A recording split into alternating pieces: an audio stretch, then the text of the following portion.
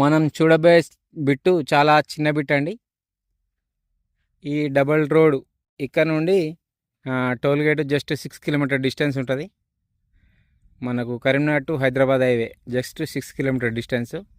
మనకు ఈ బీటీ రోడ్కి సెకండ్ బిట్టు, చిన్న బిట్టు ల్యాండ్ చూడబోతున్నాం ఇప్పుడు.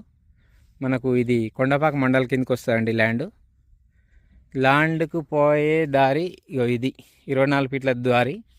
ఈ సెకండ్ బిట్ అవుతుంది అంతే, ఒక 50 మీటర్ల డిస్టెన్స్ ఉంటుంది. ఆ బండి కనబడుతుంది, అదే ల్యాండ్. అది కనిపించేది అది రోడ్డు, బండి పోయేది. ఇది రోడ్కు సెకండ్ బిట్.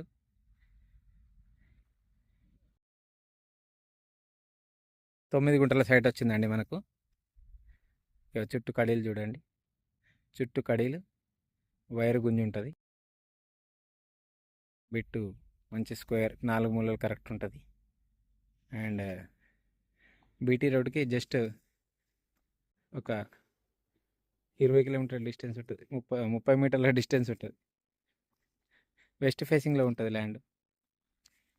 చుట్టూ కడీలు వైర్తో ఉంటుంది. 24 ఫీట్ల రోడ్ ఉంది దీనికి. ఇది మనకు కరీంనగర్ టు హైదరాబాద్ హైవేకి మాత్రం 6 కిలోమీటర్ డిస్టెన్స్ వస్తుంది. వెస్ట్ ఫేసింగ్లో ఉంటుంది ల్యాండ్. చిన్న బిట్ కావాలనుకునే వాళ్ళకు, చిన్న ఫామ్ హౌస్ కోసం ఇక్కడ జస్ట్ మనం గేట్ పెట్టుకుంటే సరిపోతుంది, మిగతా ఏం అవసరం లేదు. చుట్టూ ఫెన్సింగ్ ఉన్నది.